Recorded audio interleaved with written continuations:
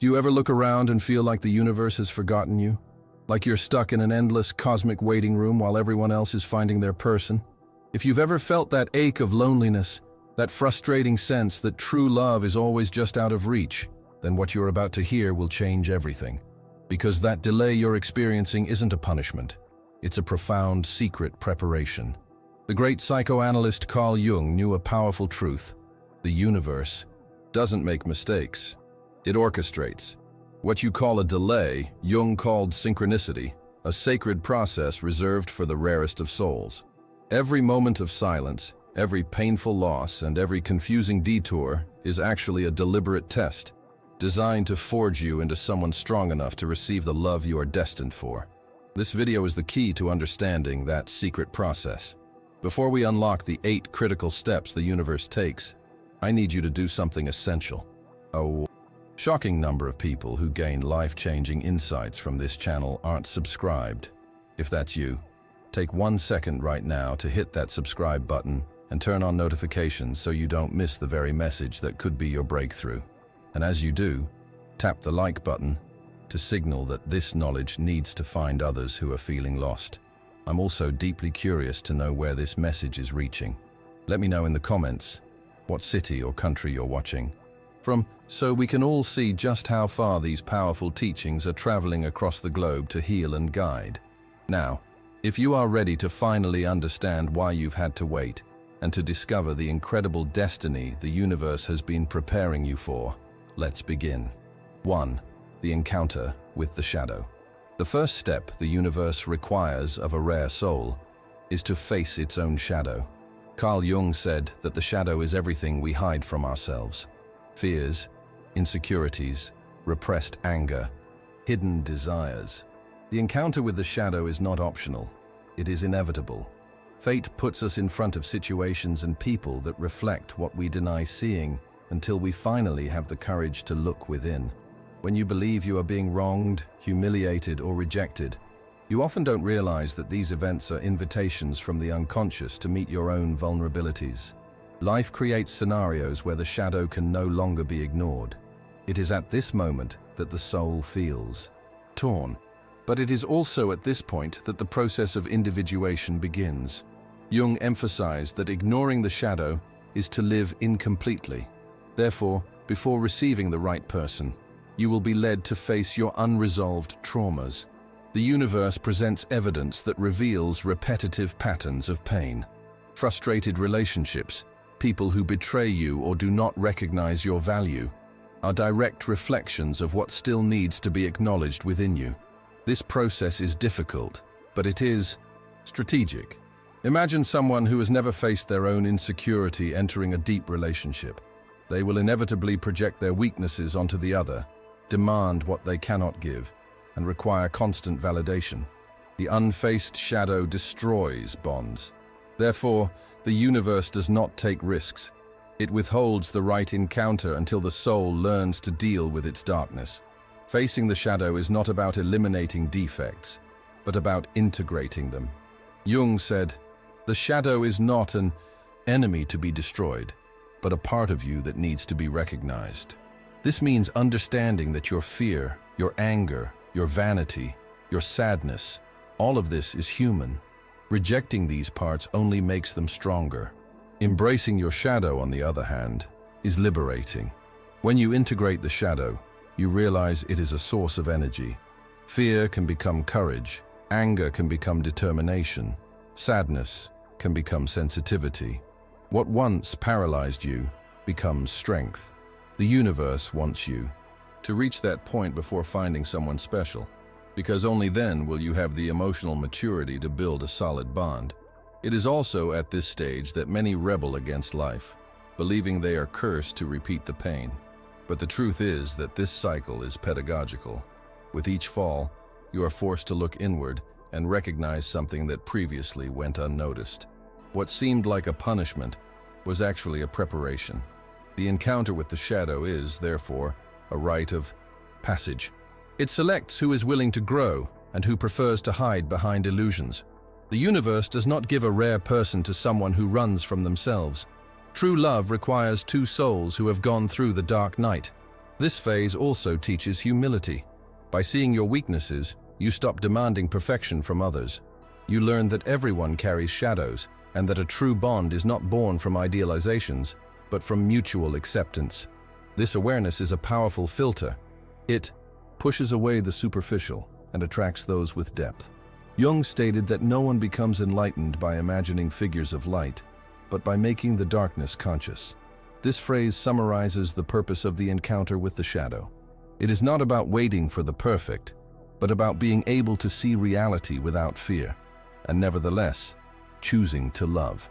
Finally, the universe strives to prolong this process because it knows that without it, any encounter becomes fragile.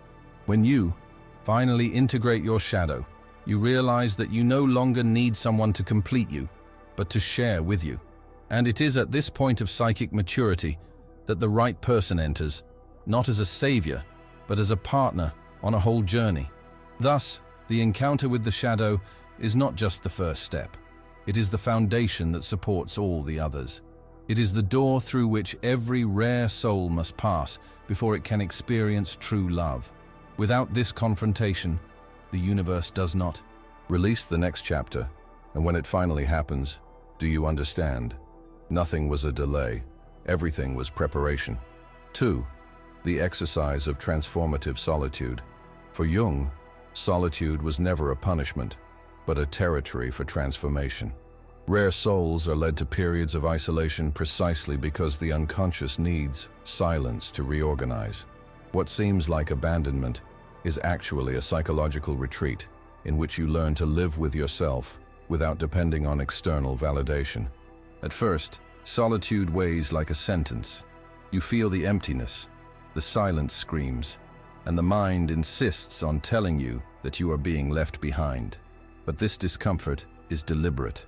The universe forces you to face yourself without distractions. When no one is around, there are no masks to wear. It is at this point that the real inner work begins.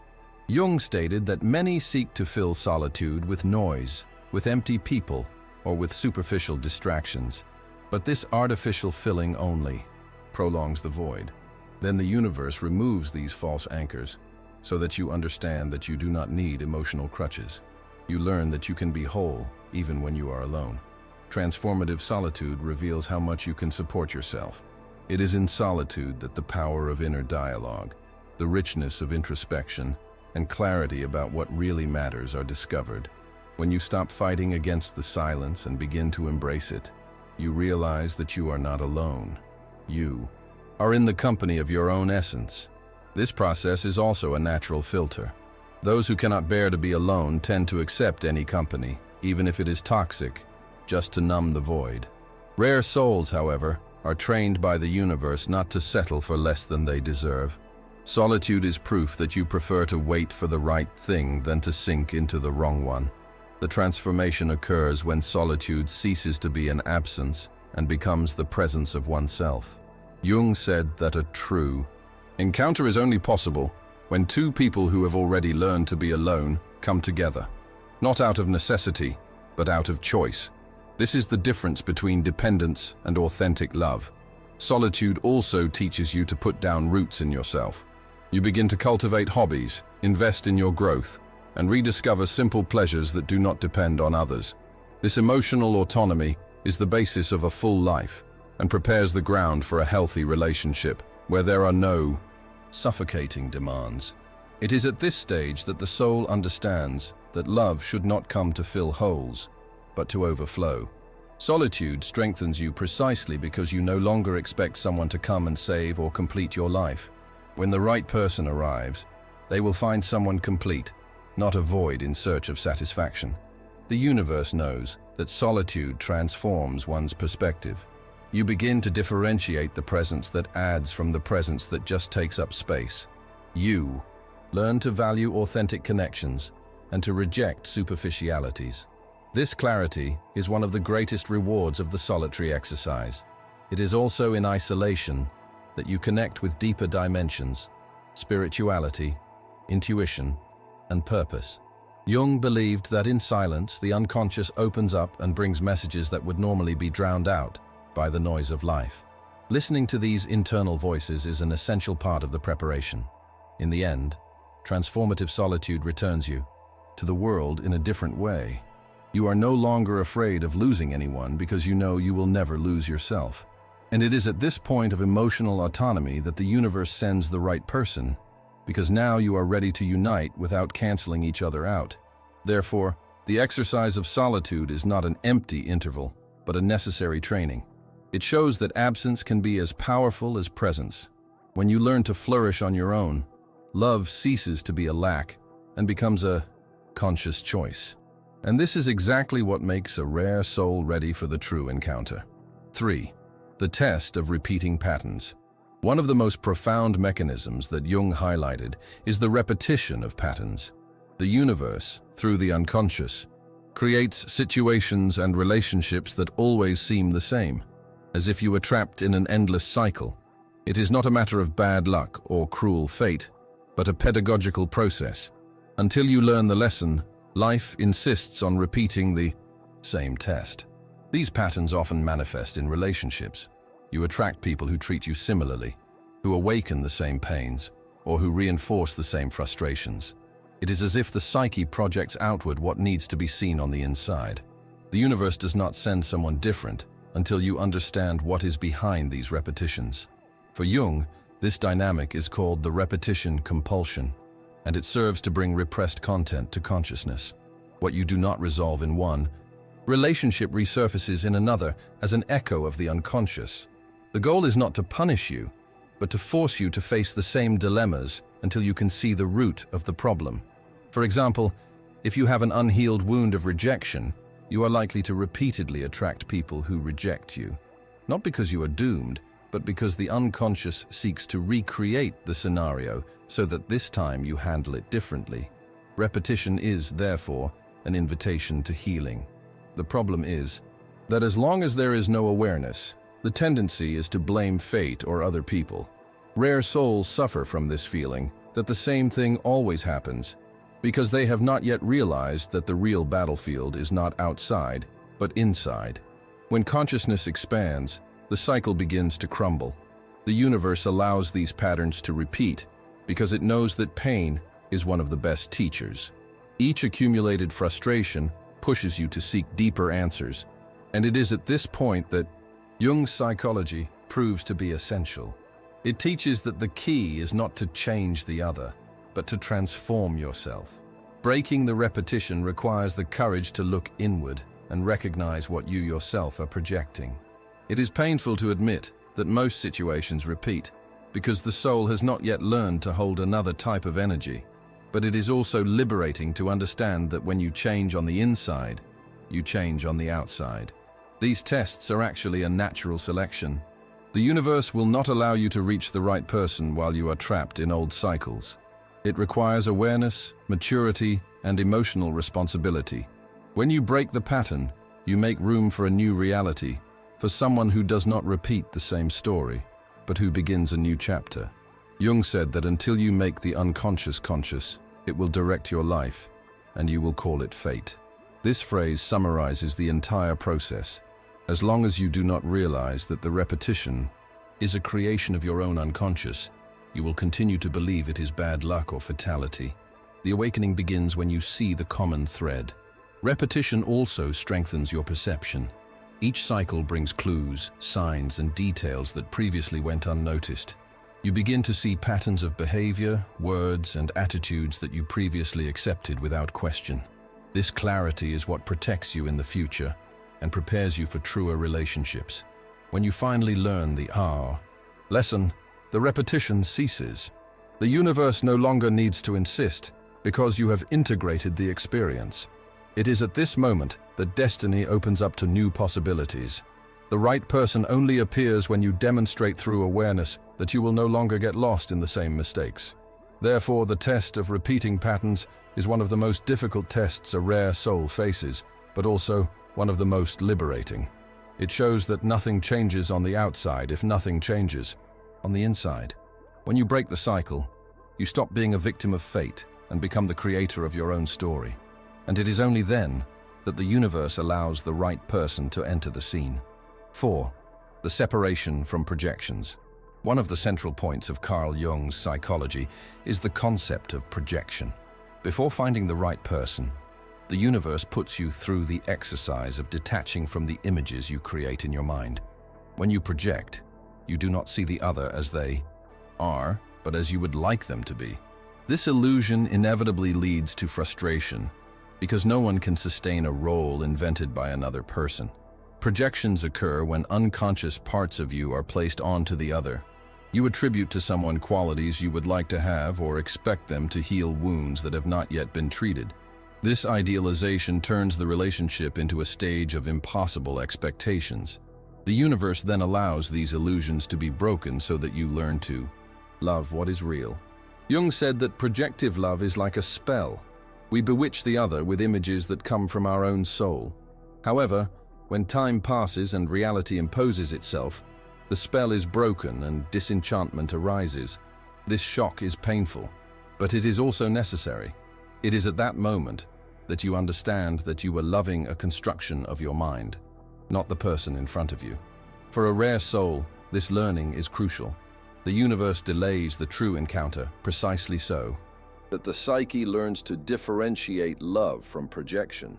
As long as you insist on clinging to fantasies, you will continue to be deceived by the wrong people. The breakdown of projections is a process of emotional maturity that liberates one's gaze. This detachment requires courage. Recognizing that you have created an illusion hurts because it means admitting that you were trapped in a reflection, not in a reality. However, it is precisely at this point that the transformation occurs. You stop looking for the ideal and start valuing the authentic, even if it is imperfect. Jung saw in this process a path of individuation. By removing from the other the images you projected, you return to yourself what was hidden. If you projected strength, you need to find your own strength. If you projected affection, you need to nurture self-care. With each detachment, you gather pieces of your soul. This exercise also redefines what it means to love. To truly love is not to expect the other to fill your voids, but to accept that they are human with flaws and virtues. The right person is not the one who fits your ideal, but the one with whom you can share reality. The detachment from projections makes room for a more solid love, free from illusions. The universe insists on this process because it knows that without it, any relationship collapses. Those who enter a bond expecting the other to be a fantasy are quickly disappointed. Only when you learn to see without illusions can you build a lasting relationship. Truth sustains, projection destroys. Often this learning comes through pain. You think you have found someone perfect, but you discover that this image was just a reflection of your own unconscious needs. Frustration, in this case, is a teacher. It forces you to let go of the illusion and mature emotionally. This detachment also brings a form of freedom. When you stop projecting, you stop expecting the other to be responsible for your happiness. You understand that everyone has their own path and that the function of love is not to heal wounds, but to add strength. This creates more balanced and less dependent relationships. Jung said that he who looks outside dreams, who looks inside awakes. The detachment from projections is exactly this awakening. When you stop looking at the other as a mirror of your flaws, you begin to see your own essence. True love only flourishes in this state of consciousness. Therefore, the universe does not send the right person until you learn this lesson. First, it is necessary to remove the veils of illusions, to recognize yourself, and to accept others as they are. Only then will you be ready for a real bond where presence is worth more than the ideal. This is the true meaning of letting go of projections. 5. Purification through suffering. Carl Jung said that suffering is inevitable, but it is not useless. For rare souls, it is the alchemical fire that transforms impurities into wisdom. The universe allows you to go through intense pain, not to punish you, but to polish you. Every disappointment, every loss, and every fall works as an instrument of purification that cleanses illusions and strengthens the spirit. Suffering removes the superfluous. When you are broken by circumstances, you realize what really matters. Superficial relationships, empty desires, and fragile vanities crumble in the face of pain. This process makes you select your connections better and learn to value the essential. For Jung, pain is an initiator, almost like a rite of passage. It opens doors to parts of the psyche that have remained hidden. It is often only when life shatters us that we find our inner strength. This forced immersion into the unconscious shows us dimensions of ourselves that would otherwise not be revealed. Purification through suffering also dismantles arrogance. A soul that has never suffered tends to believe it is invincible or self-sufficient. But when pain comes, fragility is exposed and humility arises. This humility is fundamental for love, as it prevents you from seeing the other as property or an extension of your ego. This process still teaches us resilience. Every time you fall and get up, you prove to yourself that you are capable of taking more than you imagined. This confidence is not born from comfort, but from overcome pain. The universe only delivers the right person to those who have already learned to recover without depending on saviors. Suffering also cleanses the soul of unrealistic expectations. With each frustration, you realize that there is no one in the world who can live up to your fantasies. This reality check, though harsh, is liberating. It prepares you to see the other as human and not as an idealized projection. For Jung, pain had a therapeutic value. It forces you to come into contact with wounds that the conscious mind prefers to hide. It is at the moment when everything falls apart that the psyche finds an opening to rebuild itself. This reconstruction is the true purification, not returning to what you were before, but being reborn at a higher level. The universe insists on this process because it knows that pain shapes character. Rare souls cannot be fragile in the face of storms. They need to have consistency, firmness, and clarity, qualities that only suffering awakens. Therefore, before meeting the right person, you face trials that seem unbearable, but that forge your essence. This purification also creates discernment. Those who have suffered know how to recognize the signs of falsehood, manipulation, and superficiality. Pain educates the gaze. You learn to clearly identify who adds to your life and who just takes up space. This filter is indispensable for protecting the true bond that the universe is preparing. Another point is that suffering expands compassion. When you go through pain, you understand the pain of others. This sensitivity allows you to create deeper connections based on empathy. Rare souls, purified by pain, do not love with arrogance, but with understanding. Jung reminded us that without suffering, there is no consciousness. What seemed to be just a burden is revealed as a path of enlightenment. Every tear, every sleepless night, every breakup, all of this makes room for a conscious self, more prepared to love authentically. Therefore, purification through suffering is not an end, but a means. The universe knows that a rare soul must pass through the fire before it can receive the gold, which is a true encounter.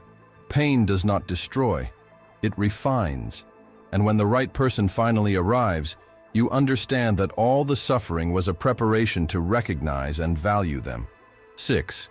The reconstruction of the self. After going through the shadow, loneliness, and suffering, the rare soul enters one of the most decisive stages, the reconstruction of the self. For Jung, the self is the regulating center of the psyche, the totality that integrates the conscious and the unconscious.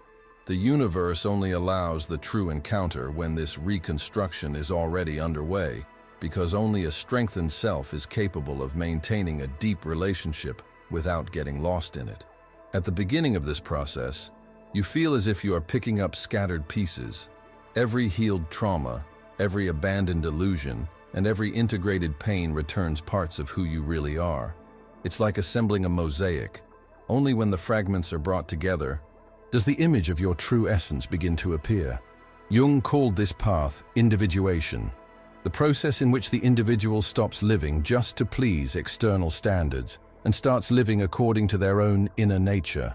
The reconstruction of the self is not a return to what you were before the pains, but the birth of a more complete and conscious version of yourself. At this stage, you learn to set clear boundaries. A fragmented soul accepts anything so as not to lose the little it has. But a reconstructed soul is not afraid to say no. This internal strengthening creates a field of respect that pushes away what lacks substance and attracts truer connections. The reconstruction also involves rescuing talents, dreams, and desires that were buried by the pains of the past. The self asks you to become whole again, and that includes reconnecting with passions that may have been abandoned. This return to authenticity makes you shine in a natural way, without effort to please. In this process, self-esteem no longer depends on external validations. You begin to see yourself clearly, recognizing both your strengths and your vulnerabilities. The universe requires this solidity before delivering the right person, because without it, you would get lost trying to be what you are not in order to please. The reconstructed self also offers a new way of loving. You do not approach another person to fill voids, but to share your totality. This changes the entire dynamic. Love is no longer a necessity and becomes a choice. The true encounter is only possible when two whole souls decide to walk together. Jung said that true fulfillment lies in being who you were born to be, and not in molding yourself to what others expect. The universe then delays the encounter until you have the courage to assume your individuality. Only when you stand firm in your own essence can you support someone by your side without losing yourself. This process also heals emotional dependencies. The reconstructed self no longer begs for attention, accepts crumbs, and is not content with little. It knows its own value, and therefore does not negotiate its dignity. This state of consciousness creates fertile ground for a bond of reciprocity and respect. The reconstruction also deepens spirituality. The self is not only psychological, but also spiritual in the sense of connection with something larger.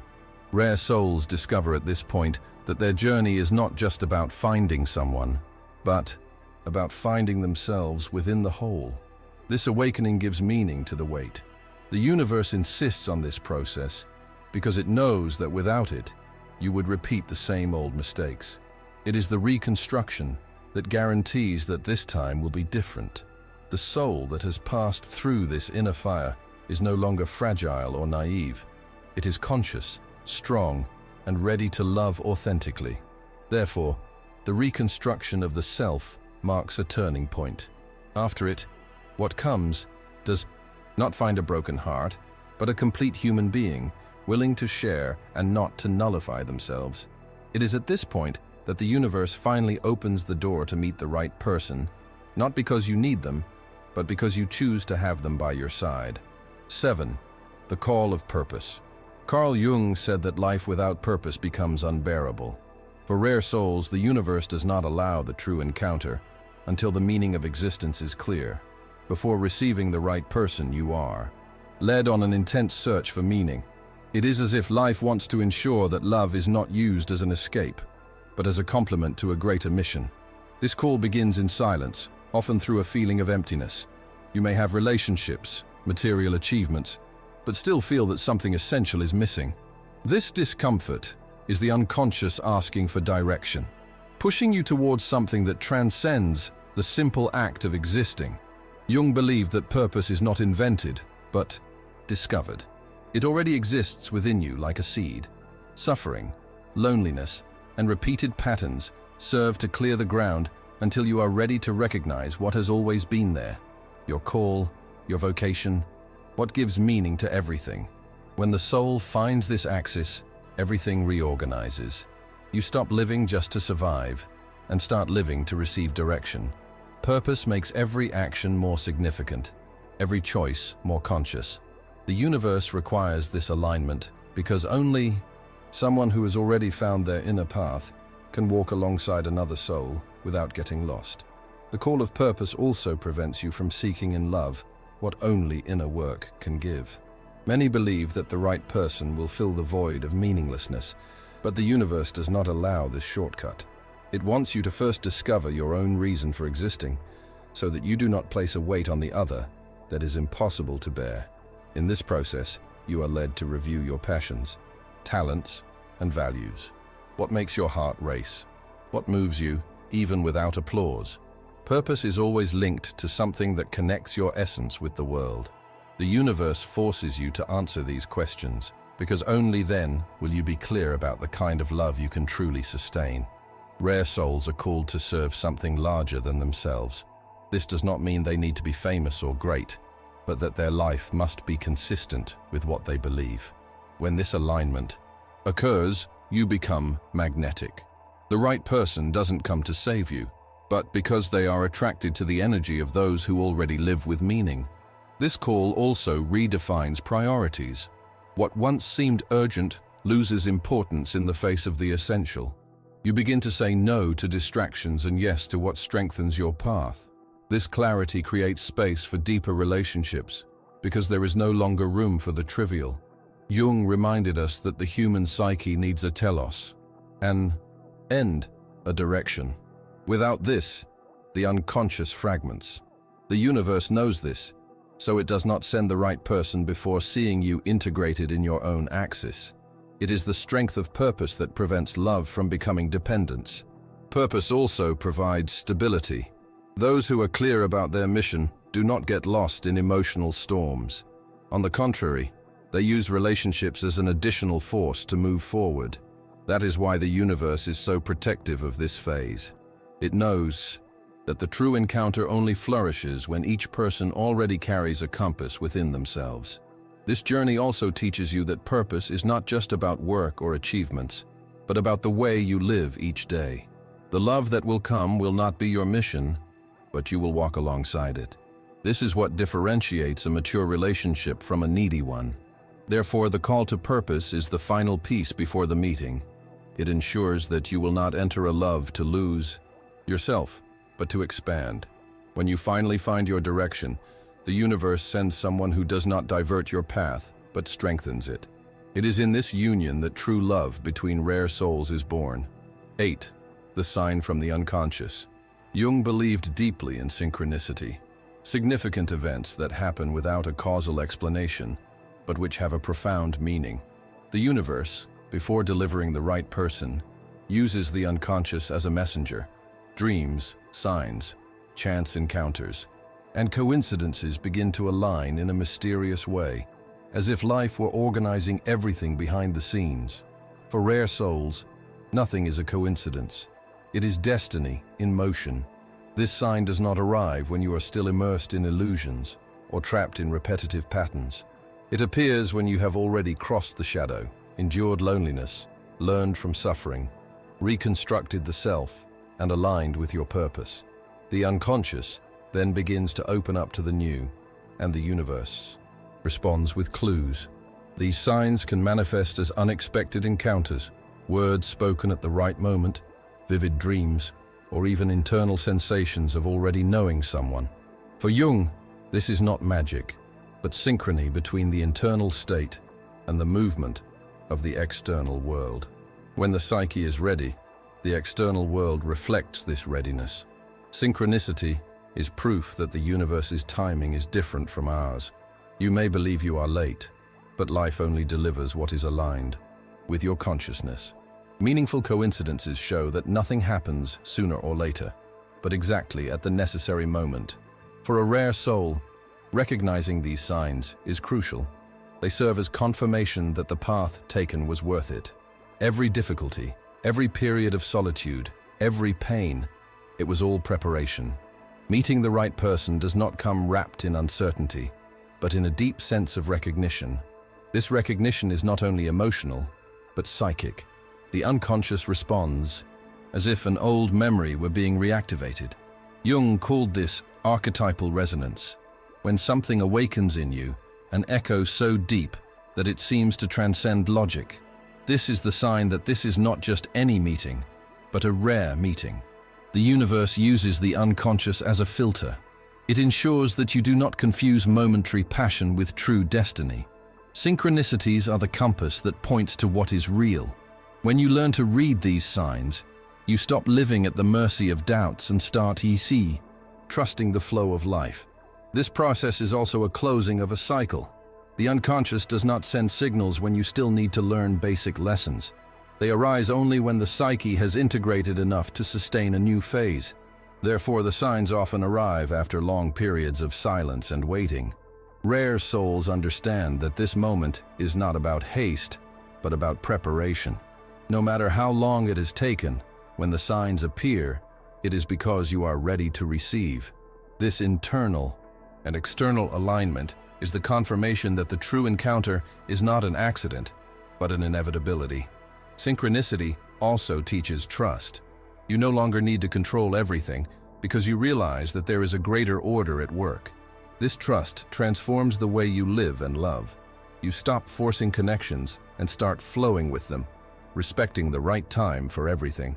Therefore, the sign from the unconscious is the final stage of preparation. It is the universe's way of communicating that the internal work has been completed and that now the external work can align. The true encounter is not forced. It is recognized as if it had always been part of your story. So now you understand the profound secret. The universe has never delayed anything. It has been meticulously preparing you. Every shadow you bravely faced, every moment of solitude you endured, all the purifying suffering, the reconstruction of your very self, and the discovery of your purpose. These were not punishments. They were the sacred bricks building the foundation for a love so rare, most will never know it. The waiting is over, not because someone is about to arrive, but because you are now ready. The signs from the unconscious are the universe's final signal that your destiny is fulfilled. Your path may have seemed longer, but that is only because it is truer, deeper, and forged in the fires of consciousness. You haven't just been waiting to find someone. You have been in the sacred process of becoming someone capable of receiving, holding, and living an authentic, conscious, and truly lasting love. Now that you hold this powerful truth, I want you to claim it. As a declaration to yourself and to the universe, comment below with the simple, powerful words, "I am ready." Let that be the seal on your preparation. If this message has awakened something within you, show your gratitude by hitting the like button. And most importantly, if you are one of the many who watch these videos to the end but haven't subscribed, do so now. Your journey of awakening is ongoing, and you don't want to miss the next critical piece of the map. Thank you for trusting this process. Your greatest chapter is not about to be written. It is about to be lived.